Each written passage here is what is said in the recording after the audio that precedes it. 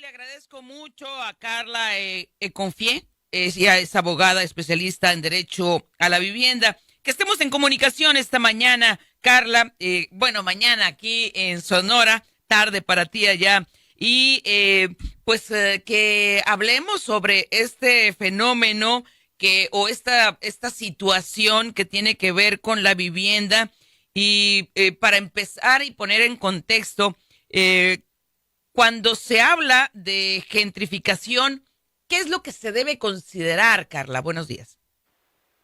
Hola, muy buenos días. Bueno, pues de entrada hay que partir del hecho que gentrificación no es el origen de todos los problemas de vivienda, ni es el único problema de vivienda, y cada vez también le llamamos gentrificación a cosas que no son, pero evidentemente la gentrificación existe y es el problema consiste en el desplazamiento de la población de un barrio, de una zona, de una colonia, por la llegada de actores con mayor poder económico que empiezan precisamente por su llegada a modificar las dinámicas pues económicas, de vivienda, etcétera, y terminan generando un aumento de precios.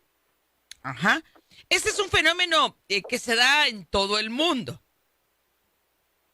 Sí, se da en todo el mundo, pero al mismo tiempo no pega igual en todo el mundo. Depende de qué tan preparado, digamos, está un país y qué tan sólida es su política de vivienda y su política de ciudad, pues puede afrontar, digamos, los retos de estos fenómenos. Ajá. Vamos a ver, cuando un país, por ejemplo, está preparado para este fenómeno, ¿cuáles son los indicadores de que está preparado?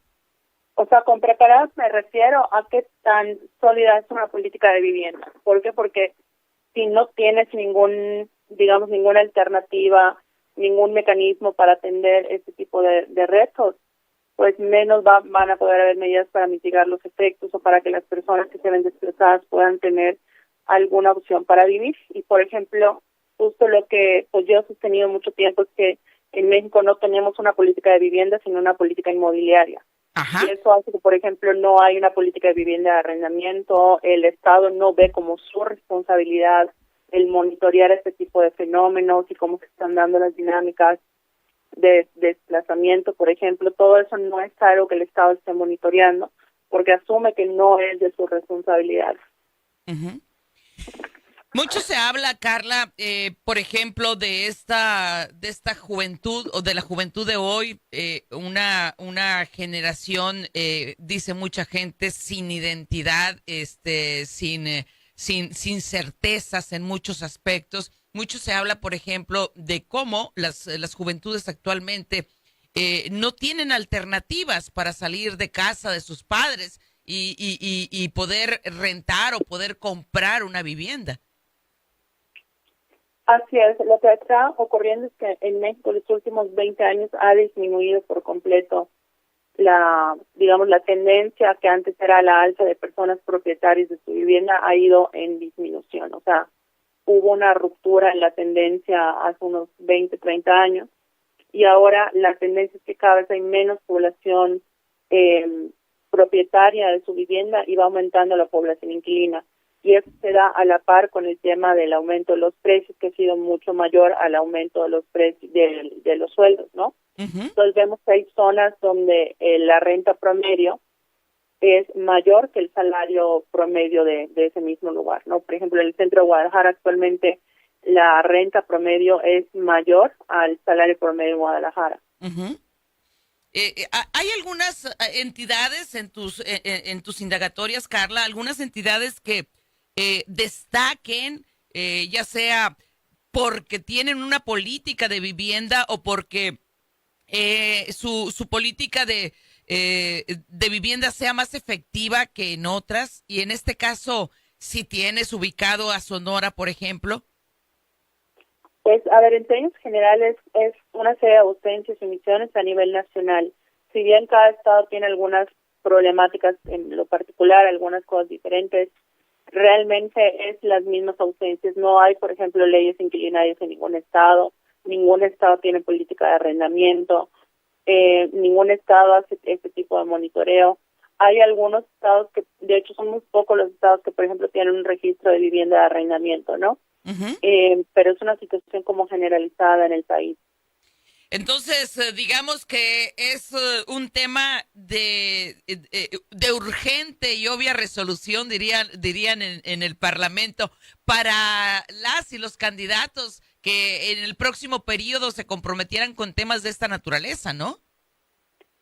Pues es que no es que se tengan que comprometer, es que están obligados, o sea, si están buscando ocupar un cargo, pues en el contexto actual en el que cada vez es más latente esta problemática, pues no es opción que lo atiendan o no, no es opción que se pronuncien o no sobre el tema. Hay mucha gente preocupada en distintos estados por la situación de la vivienda, tanto de la vivienda de compra como de arrendamiento, entre otras dinámicas que pueden darse en cada estado en lo particular, pero eso hace que sea un tema que tengan que tocar sobre todo quienes aspiran al Congreso local, porque el Congreso local tiene muchas facultades en materia de vivienda, también los ayuntamientos, pero por supuesto tampoco exenta a quienes aspiran a las gobernaturas o a la presidencia. Claro, claro. Ahora, la vivienda de alguna manera arraiga a las personas con esa comunidad, la posesión de la vivienda.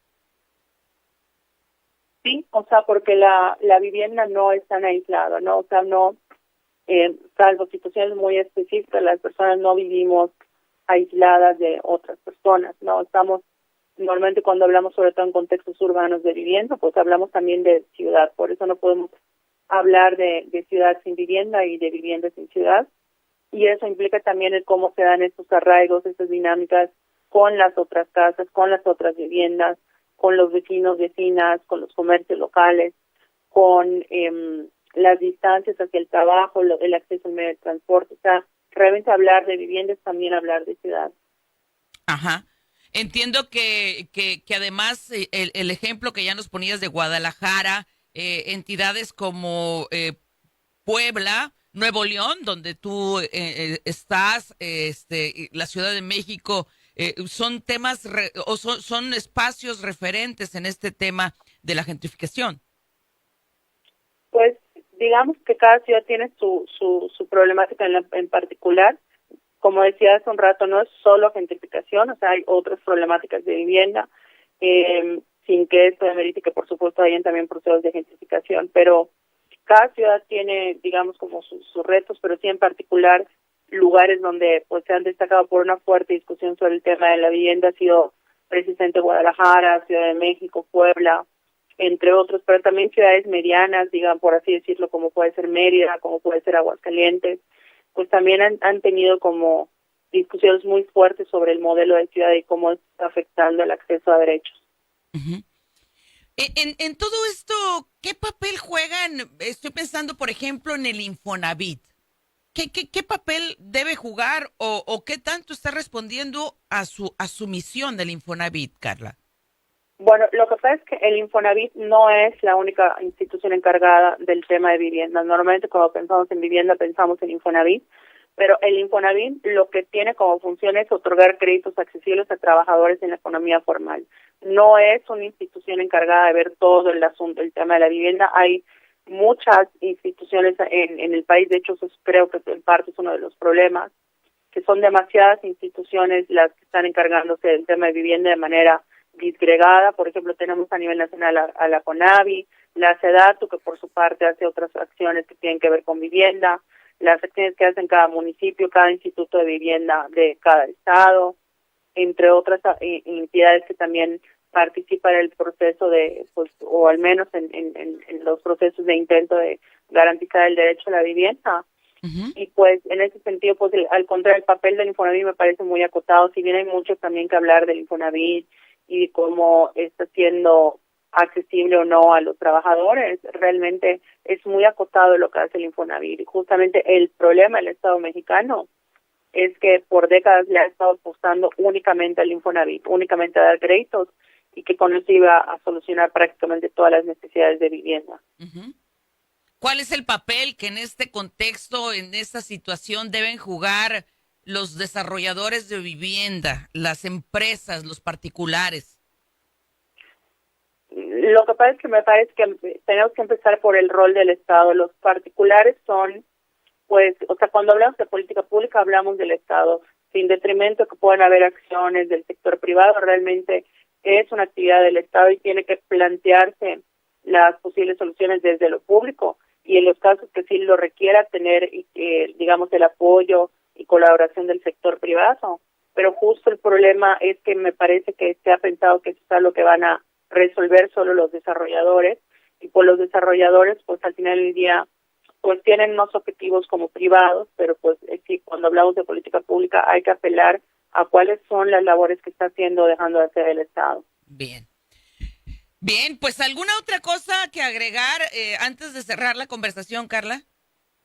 No, pues únicamente invitar a la audiencia que estas elecciones, pues justamente a quienes vayan a postularse al Congreso local, pues que les pregunten, que busquen saber cuáles son sus propuestas en materia de vivienda. Lo mismo para ayuntamientos, porque pues, además de porque creo que son autoridades a las que a veces no les hacemos tanto caso en estos procesos electorales, en este tema de vivienda tienen mucha injerencia, ¿no? Entonces creo que es importante pues estar pendientes de qué pronunciamientos se hacen en cada estado, en cada municipio, sobre estos temas. Bien. Muchísimas gracias por acceder a platicar con nosotros sobre este tema que sin duda es muy importante, Carla. No, muchas gracias a ustedes por la invitación. Gracias. Es Carla Ecofie, abogada especialista en Derecho a la Vivienda. ¿Cómo la ve?